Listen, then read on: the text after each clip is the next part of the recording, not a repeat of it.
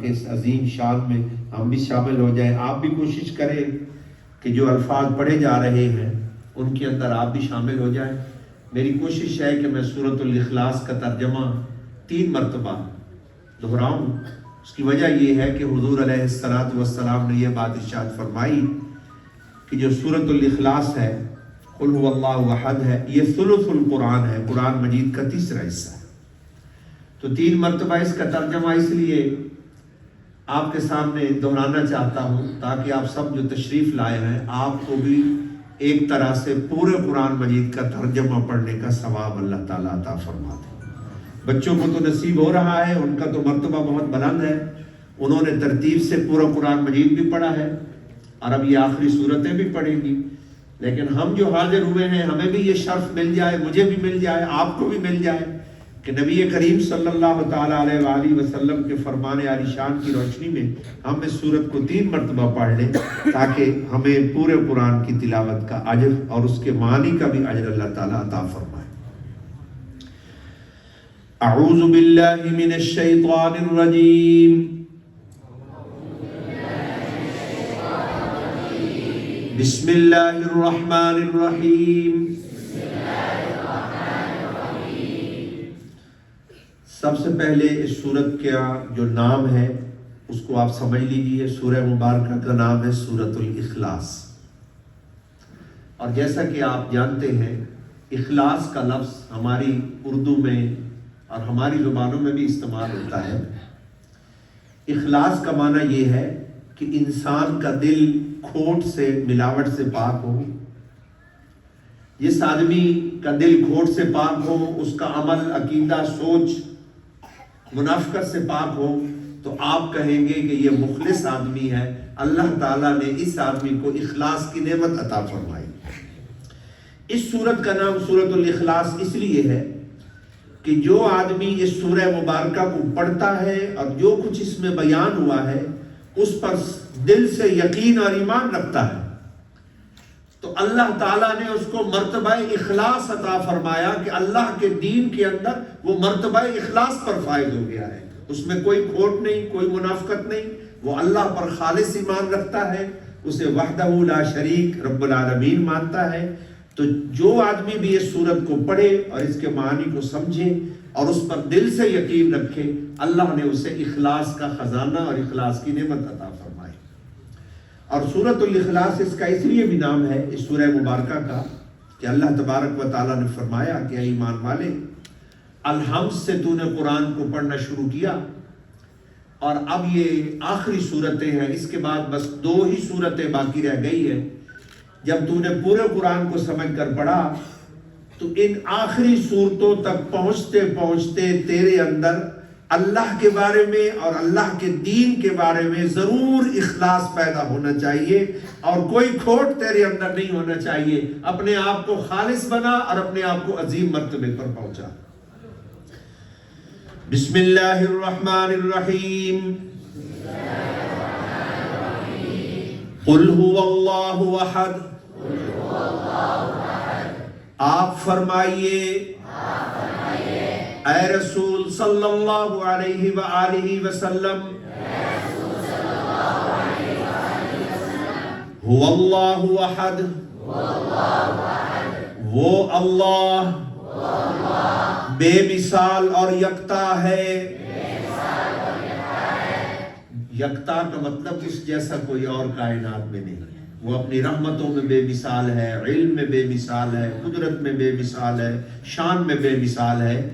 اس جیسی کوئی اور ہستی کائنات کے اندر موجود نہیں. وہ اللہ اپنی ذات میں اور اپنی ساری شانوں میں یکتا ہے اور وہ بے مثل و بے مثال ہے. قل هو اللہ احد. آپ فرمائیے اے رسول صلی اللہ علیہ وآلہ وسلم،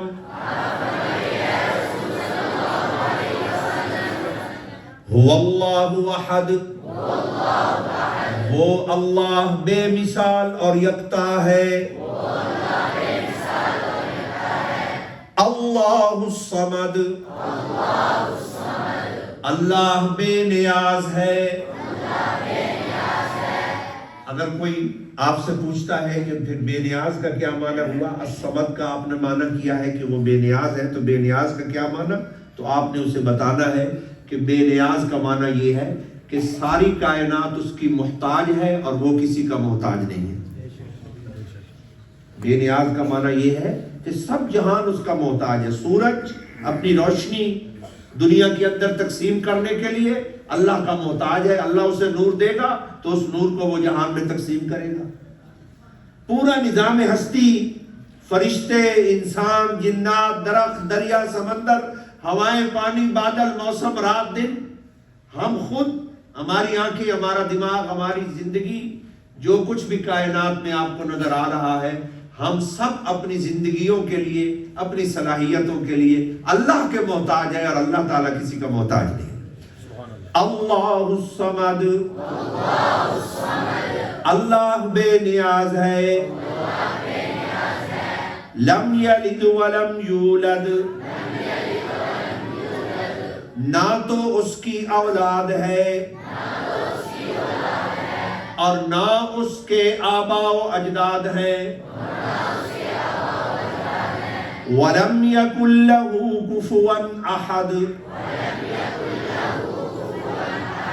اور کوئی بھی اس کے برابر نہیں ہے۔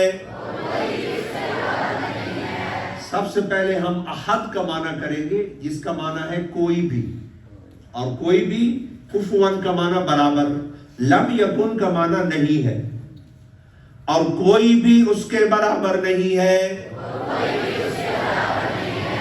قل هو اللہ احد، آپ فرمائیے اے رسول صلی اللہ علیہ وآلہ وسلم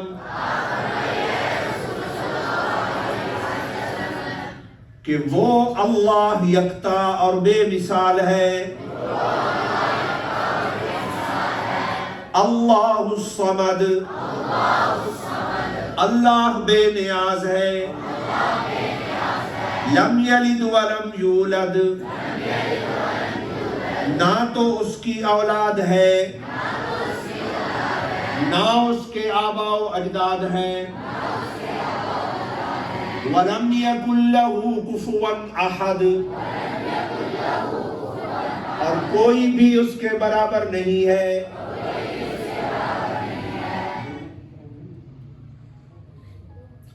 قُلْ هُوَ اللَّهُ أَحَدٌ،